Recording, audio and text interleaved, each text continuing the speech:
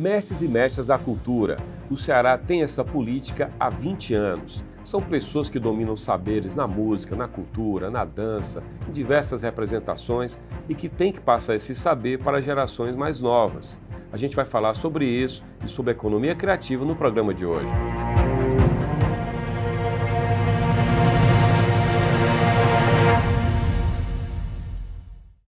A política de mestres da cultura nasceu há 20 anos, quando a secretária da Cultura era Cláudia Leitão. Ela é uma pesquisadora da área acadêmica que juntou a academia à gestão pública. Hoje, ela é consultora em economia criativa, uma de suas paixões. Ela faz projetos no Brasil e em diversos países lusófonos pelo mundo. E é com Cláudia Leitão que a gente conversa agora no programa do Anuário. Cláudia, a política de mestres e mestras da cultura completa 20 anos. Você esteve, inclusive, recentemente em Quixeramobim, não foi? Você visitou lá. Quixadá, do lado, eu errei ali por pouquinho. E aí, nessa visita lá, houve uma celebração disso.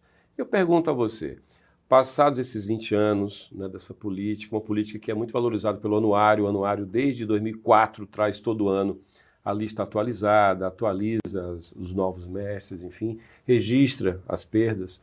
Eu queria que você fizesse uma leitura do que aconteceu, do que evoluiu essa política nos 20 anos. Pois é, 20 anos, né?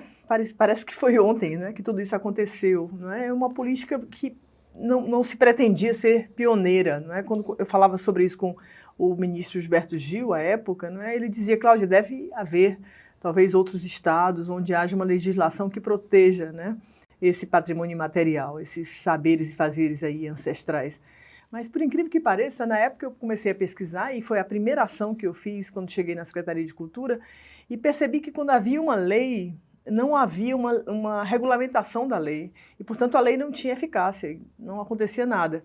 Então, eu disse para o governador Lúcio Alcântara que a gente precisava correr, havia uma complicação, como é que a gente pagaria um salário mínimo para aqueles mestres, encontramos uma solução jurídica adequada, os recursos da secretaria naquela época eram muito parcos, né? Uhum. E eu me lembro que a gente só conseguia ter grana para segurar a onda de 12 mestres.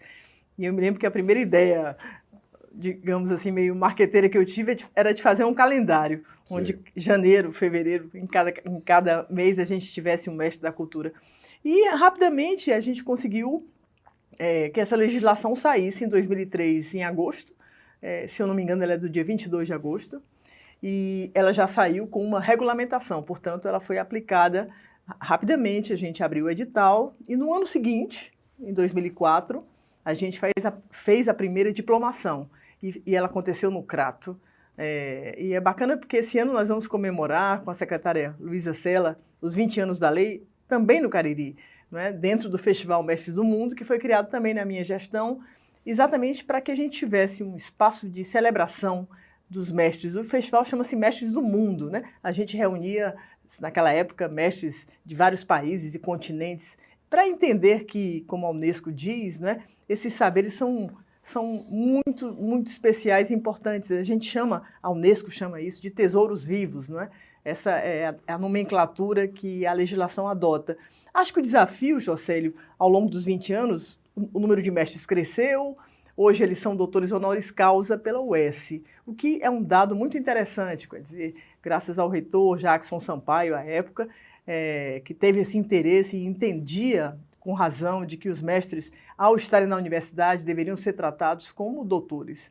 E essa legislação existe, e isso acontece, acho que ainda é muito pouco, acho que precisamos trazer os mestres para perto das escolas públicas, escolas de ensino fundamental, ensino médio, na universidade também, não é? Mas eu acho que isso foi uma grande conquista.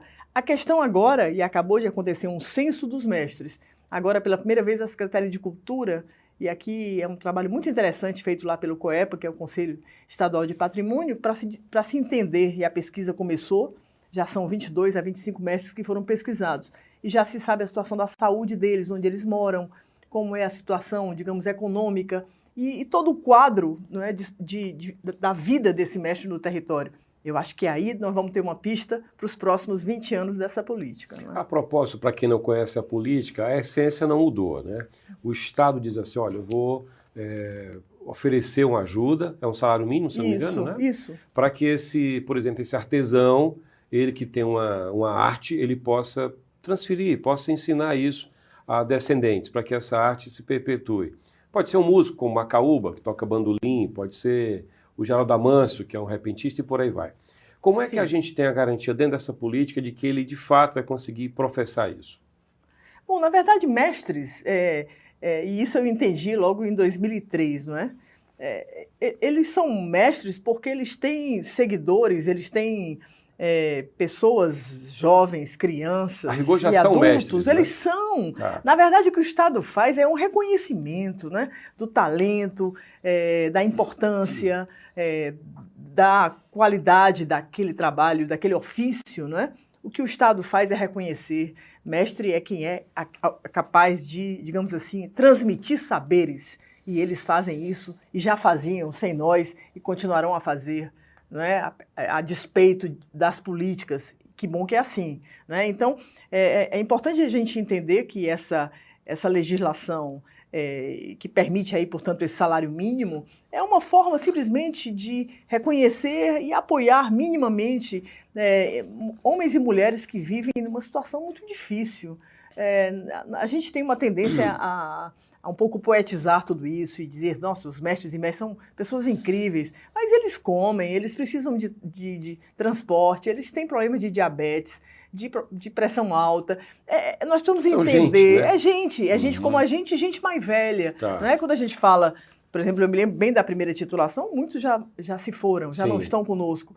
Mas me lembro aqui do mestre Juca do Balaio, né? O mestre Juca do Balaio é titulado junto nessa festa magnífica, que eu nunca vou esquecer, no Crato, com o ministro Gilberto Gil, que estava completamente emocionado vendo aquilo e dizia assim, o Brasil só tem futuro porque tem passado, né? É essa ancestralidade que garante aí essa nossa existência, nessa nossa diversidade.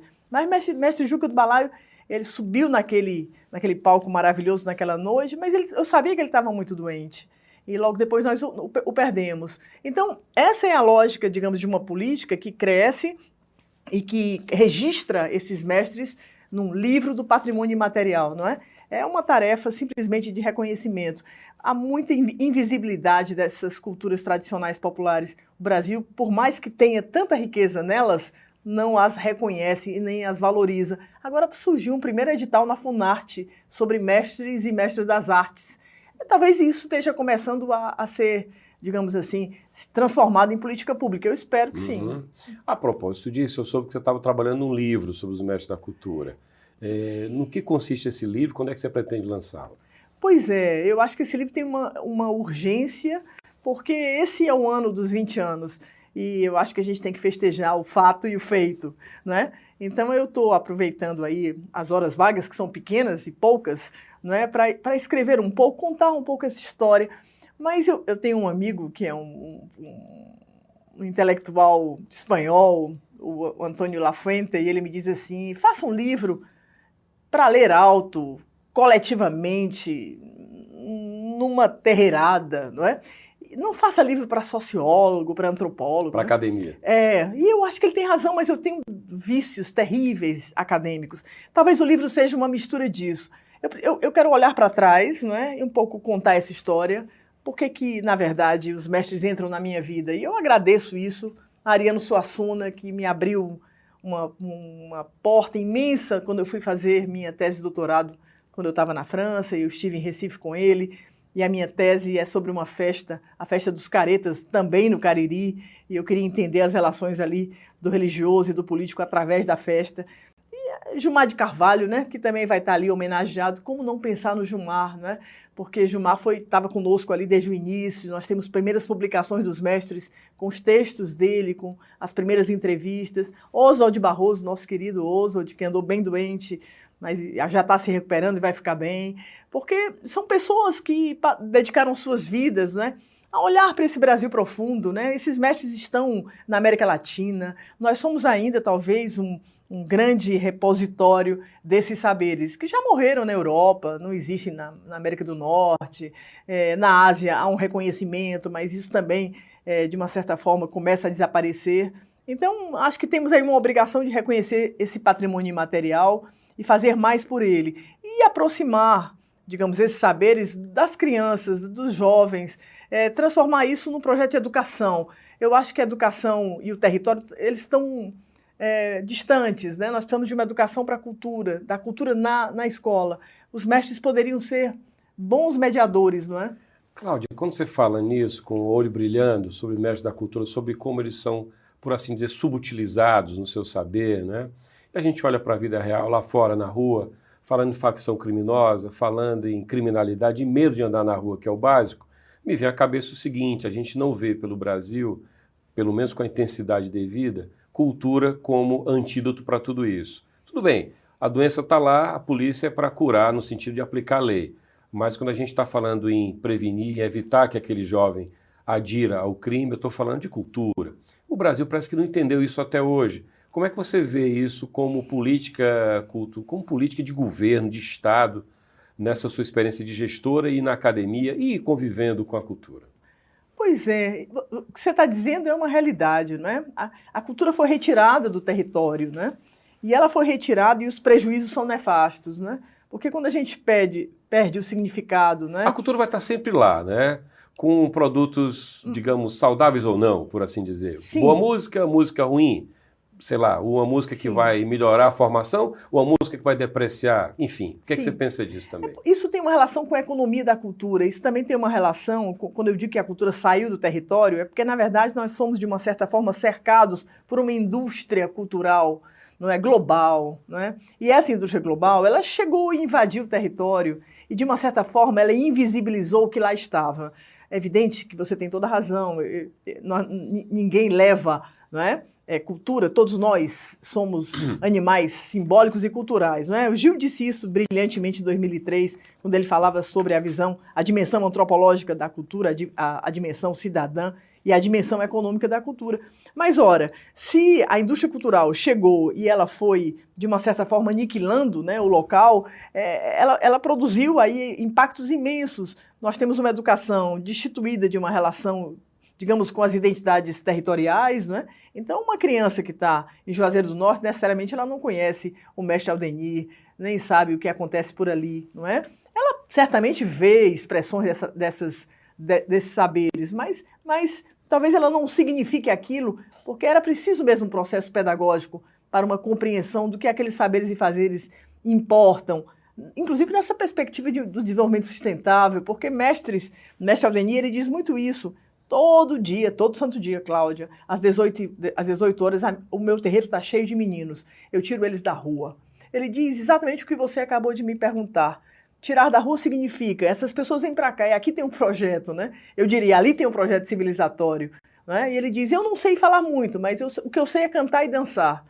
E essa relação do cantar e dançar é uma relação de trazer para a vida uma aproximação entre ética e estética, que eu discuti na minha tese de doutorado, que atravessou a minha vida e que eu vou colocar nesse livro, né? O ethos comunitário dos mestres é impressionante. Eles são gregários. Eles são mestres porque eles reúnem discípulos, né? Eles educam crianças quando a escola podia estar fazendo. Eles compreendem que somente a família não dá. Então, assim, tem aí um lugar da cultura que poderia ser muito mais amplo, no sentido da saúde. Né? Porque esses mestres, eles têm uma forma de alimentação, eles têm uma forma de sociabilidade, eles desenvolvem solidariedades. Então, nós estamos falando de muitas coisas que nós estamos precisando ou precisados. Né? Eu acho que de pensar uma nova cidadania. Eles se situam num plano muito mais cósmico, né? Eles representam diversas cosmogonias, né? Então, conhecê-los, né, penitentes, né, artesãos, aqueles que são os mestres das festas, os profetas da chuva, é uma imensidão de conhecimentos que nós não podemos perdê-los, porque nós estamos num antropoceno muito mal resolvido, né? Estamos numa ameaça aí, digamos assim, grave à nossa própria existência. Então, a gente precisa muito mais dos mestres do que eles da gente. Você diria que foi a grande marca da sua gestão, ou o grande orgulho que você tem como gestora pública, ser da sua lavra a criação dos mestres da cultura, Cláudia? Eu não sei se diria que... Eu gosto de saber que nós conseguimos fazer aquilo e gosto de saber que os secretários que vieram depois de mim mantiveram e reforçaram e que é preciso agora pensar os próximos 20 anos. Eu gosto muito de imaginar que uma legislação pode se transformar numa política pública. Não é tão simples, né? Porque uma política é muito mais do que uma lei. Num país onde lei pega ou não. Ou não pega, né? Ou não que pega, né? Isso, Então a gente tem que pensar sobre os sentidos. Agora, acho que naquele momento, entre 2003 e 2006, nós tivemos um caminho muito interessante, porque nossa gestão foi uma gestão que interiorizou a Secretaria de Cultura, né, que se preocupou com o Sistema Nacional de Cultura, que, digamos assim, nós estivemos ali ajudando os municípios na estruturação dos sistemas estaduais de bibliotecas, arquivos, museus, centros culturais. Ou seja, essa institucionalidade que agora volta com o MINC de volta, a cultura de volta, eu gosto muito de pensar que nós contribuímos, não é? E o Ceará, de uma certa forma, tem um destaque. O Ceará é muito considerado exemplar no dever de casa da formulação de políticas culturais. Né? Depois da sua experiência como secretária, você teve no governo Dilma, você trabalhou com economia criativa no Ministério, né? Isso. Nesse gap que houve da era Dilma até a reeleição de Lula agora, a eleição, melhor dizendo, Sim. Qual o tamanho desse dano para as políticas culturais do país, na sua visão? É imenso, né? É imenso porque o Ministério da Cultura é um ministério muito sazonal, não foi a primeira vez que ele foi, não é, desinstitucionalizado, né? Na verdade, parece que os estados autoritários eles vão em cima logo da cultura e das artes, né? Isso é muito claro, porque são ministérios pequenos e buliçosos, impertinentes, né? Eles criam constrangimentos, então é melhor afastar artista, também é bom afastar cientista, é um conjunto, né? Difícil, né? A gente vê que a ciência e tecnologia no Brasil também avançou muito e depois também retrocedeu, então são conquistas que precisam ser recuperadas. Eu acho que o Ministério da Cultura, eu torço muito que a partir de agora ele consiga se revigorar. Acho que há coisas interessantes, porque nós temos aí a Lei Paulo Gustavo, a Lei Aldir Blanc, a possibilidade, digamos, dos programas do Ministério se realmente se tornarem programas nacionais, no sentido de os recursos garantirem que esses programas chegam na ponta, não é? Ainda há muitas dificuldades, porque às vezes o recurso chega, mas você não consegue, como artista, concorrer àquele edital. Então, a gente precisa sair também de uma lógica só de editais, a gente precisa pensar políticas mais estruturantes, como é que a gente financia a cultura. Eu fui para ali, naquele momento, né, a convite da ministra Ana de Holanda, para criar uma secretaria de economia. Né? Eu nem sou economista, mas eu lhe confesso, eu estudo muito economia. Eu descobri aí uma paixão, não é, para pensar exatamente o lugar da cultura no território, pensando trabalhadores da cultura, pensando riqueza, né, produção de riqueza. E de que riqueza econômica a gente está falando? Eu acho que a cultura precisa culturalizar a palavra economia, ampliá-la. Né? A gente não pode admitir mais uma economia insustentável. A desigualdade é insustentável, a miséria é insustentável. Nós precisamos pensar em dinâmicas econômicas virtuosas, né? Que garantam dignidade, cidadania, democracia, biodiversidade cultural, inovação, inclusão produtiva das juventudes, dos neném que estão aí completamente abandonados. Os números hoje da juventude no Brasil são vexaminosos, né? Nós somos o segundo país aí onde nós temos mais jovens fora da escola e fora do trabalho. Isso é um drama, isso é uma tragédia. Então nós precisamos pensar no novo trabalho, numa educação para um novo trabalho. Essa também é uma tarefa importante do Ministério da Cultura, não é? De um lado, o desenvolvimento econômico, do outro lado, a educação. O que é que cabe nessa pauta da economia criativa hoje no Brasil? E o que é que você tem feito como consultor atuando nessa área? Pois é, um bocado de coisa. Acabei de terminar um plano chamado Angola Criativa, lá na África. Trabalhei há pouco também em Portugal. Também fiz um plano para Cabo Verde. Eu gosto sempre muito... lusófonos dos países? Tenho me aproximado muito dos países de língua portuguesa. Isso tem um sentido dentro dessa estratégia? Isso tem um sentido, porque isso tem um sonho. Tá. E o sonho é um dia construir uma escola digital de economia criativa em português, que fale português. Esse é o meu sonho. E eu espero poder realizar esse meu sonho.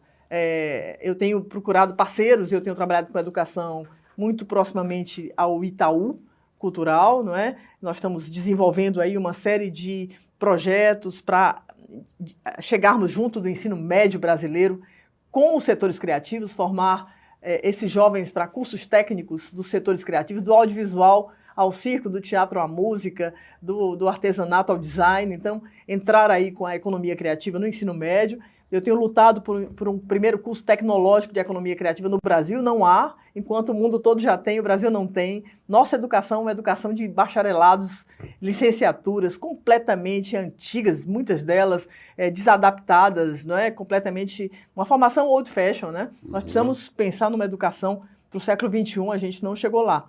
Então, eu penso que a economia criativa, ela veio para ficar, ela é hoje uma realidade no mundo, né? Ela é tratada por vários braços da ONU, muitos países, os mais desenvolvidos, hoje reconhecem que a cultura e a economia da cultura são importantes para a sustentabilidade do planeta. Eu acho que nós estamos chegando lá, mas é um processo lento, o Brasil está bem atrasado. Quando eu imagino um turista chegando ao Ceará, vamos para a vida real, tá? O turista chegou, ele vai à praia, ele vai para uma barraca que tem um nome em inglês, vai. Estou pegando aqui uma caricatura, tá? Sim. Ele vai ouvir blues, talvez, vai ouvir jazz, ele vai ouvir também forró, mas ele pode fazer um roteiro que, pretensamente, por ser sofisticado, ele vai para restaurante, que vai tocar uma música estrangeira, que vai ter talvez uma sobremesa chamada petit gâteau, que talvez nem tenha em Paris, vai. Para fazer a caricatura completa, parece que a gente não percebe essas riquezas que são, de fato, os ativos que a gente subutiliza, né? Isso passa pelo que o Fernando Barroso trabalhava tanto, lutava tanto, que era valorizar o terroir, né? As questões locais, que são valiosíssimas, né? Na contramão disso, talvez a gente tenha o parque lá do Cariri, que a Unesco reconheceu, o Geoparque Araripe, que naturalmente aquilo tem um potencial para ser uma atração turística internacional. E você sabe que toda a Chapada agora é candidata a Patrimônio da Humanidade, né? Pois também pela Unesco. Quer dizer, como é que essa agenda hoje no Brasil, ela avança, ou ela está parada, ou ela está andando para trás? Como é que eu posso encarar cultura como ativo econômico dentro do que você está falando? Pois é, eu acho que começa por uma discussão sobre valores, né? Eu vou citar aqui o Celso Furtado, porque eu sou uma furtadiana de longa data, né? O Furtado diz assim: a criatividade é uma invenção da cultura, né? E essa frase passa num livro dele, que é um livro genial, chamado Criatividade e Dependência na Civilização Industrial, um livro que ele escreve na década de 70. Portanto, o livro não é novo, Furtado já se foi, não é? E nós precisamos pensar sobre o que é que ele está querendo dizer ali. Se a criatividade é uma invenção da cultura, como ele diz, são os valores da cultura que determinam o tipo de criatividade que você vai poder exercitar, não é? E ele diz assim: o projeto da civilização industrial, o projeto moderno, foi um projeto que usou a criatividade com fins muito específicos, da acumulação e do lucro, do sistema capitalista, neoliberal, global, que na verdade esmaga qualquer possibilidade de autoestima ou de sentimento de pertença. Não é por acaso que no lounge se vai ouvir o world music, né? E não é por acaso que a gente vai comer petit gâteau, que deve ser muito ruim, em princípio, até porque os insumos não existem aqui, não é? Então, isso significa que, sem dúvida, primeiro assim, nós somos vítimas de uma sociedade autoritária, agromercantil, que definiu aí um modelo civilizatório colonial para nós. Os nossos valores são eurocêntricos ou são estadunidenses e temos um grande complexo de inferioridade, não é? A cultura, se ela é pensada a partir de valores, ela recupera, digamos, esse sentimento de cidadania, de pertença, de me orgulhar daquilo que eu sou, ou o meu consumo, por exemplo, enquanto na perspectiva econômica que você me coloca aí, porque economia criativa significa pensar da criação à produção, à distribuição, comercialização, ao consumo em mercados. A cadeia é grande, né? A cadeia é grande. Fazer isso sem atravessador, fazer isso reconhecendo que eu posso... eu tenho uma super ideia bacana, mas eu tenho, digamos assim, a infraestrutura, eu tenho um ecossistema favorável, criativo, né? O Santos Dumont, para fazer o que ele fez e chegar lá no 14 bis, ele primeiro era rico, filho de uma família de fazenda de café, né? Gente poderosa. Ele era talentoso, mas a infraestrutura estava em Paris, ele jamais faria o Demoiselle, o Bagatelle e o 14 bis em São Paulo, naquela época. Então, nós precisamos de infraestrutura, né? Nós precisamos dotar esses trabalhadores que são informais. Nós estamos falando de uma economia latino-americana totalmente informal. Ela é absurdamente informal. Quem trabalha nos setores da criatividade e da cultura, em geral, não tem CNPJ, não são MEI, não são microempreendedores individuais. Nós precisamos ter uma visão mais clara, né, dessa realidade. A gente fala de um mundo que a gente desconhece e de um mundo de pessoas desamparadas. Não há políticas públicas para a economia da cultura no Brasil. Ninguém ainda nem sequer entendeu o que é economia criativa e a diferença das indústrias culturais e criativas, né? A gente fala disso, mistura os conceitos, usa um glossário que é exógeno e ali aplica, digamos, a visão anglo-saxã para nós e vai dar errado. Só para trazer agora para outro aspecto dentro dessa nossa pauta, o Ceará teve um acréscimo grande nos seus ativos físicos. Estou falando de Estação das Artes, estou falando da Pinacoteca, estou falando do MIS, para citar três. Já tinha um Dragão do Mar. Quando a gente vê os novos ativos, a gente tem a sensação que os anteriores vão ficando um pouco de lado. É caro manter essa estrutura toda e queria que você lesse do ponto de vista do uso desses ativos, como é que você enxerga, como a gente pode usar bem esses ativos físicos, porque a cultura não é prédio, a cultura é o uso desses prédios, né? Se a gente pegasse aqui o Milton Santos, a gente diria que a cultura é território, é território usado, né? Que a expressão do Milton Santos é essa magnífica Grande expressão, né? O nosso geógrafo baiano maravilhoso, cada vez mais atual e oportuno. Equipamentos e infraestruturas são importantes, mas precisamos pensar num estado pobre como é o Ceará, na verdade, qual é a política para a criação de grandes equipamentos. Eu vou lhe fazer um comentário sobre a minha gestão como secretário de Cultura em 2006. Na saída, nós conseguimos entregar para Fortaleza, para a periferia de Fortaleza, para o Bom Jardim, o primeiro centro cultural, o CCBJ, Centro Cultural do Bom Jardim. Eu, ingenuamente, imaginei que eu tinha começado uma coisa e que todos os secretários que viriam depois de mim fariam outros. E que nós estaríamos, 20 anos depois, como nós estamos aqui conversando, com uma cidade cercada de pequenos centros culturais. Mas todos esses centros muito bacanas, muito bem constituídos, todos eles voltados para o trabalho na área da economia e da cultura, todos eles, na verdade, contribuindo para enfrentar a violência da periferia. Não aconteceu. Então, significa que a gente gosta de grandes equipamentos. Isso é uma marca dos governos e das nossas elites políticas, econômicas, gostam disso. Na saúde, mal comparando, é fazer um grande hospital e não pequenas UPAs, embora o Brasil tenha feito as suas UPAs, né? Mal comparando seria isso. Eu diria que nós precisamos ter na UPA a qualidade do hospital e a capacidade de salvar pessoas. Talvez aí a comparação exige um pequeno aprofundamento que nós não teremos tempo aqui. Tá bom. Nosso tempo acabou, Cláudia. Teria aqui muito mais assunto para falar com você. Agradeço muitíssimo. Parabéns por tudo que você fez. A política dos mestres da cultura que está fazendo 20 anos. Muito obrigado. Foi um prazer estar com você. Prazer também. E chegamos ao final de mais um programa do Anuário. Você pode rever esse programa no YouTube da Fundação Demócrito Rocha, pode ouvi-lo no formato podcast na sua plataforma preferida e pode ler o Anuário. O Anuário, que é um livro luxuosíssimo, 680 páginas, 14 capítulos e também em versão online no anuariodoceara.com.br. Até o próximo programa. Tchau.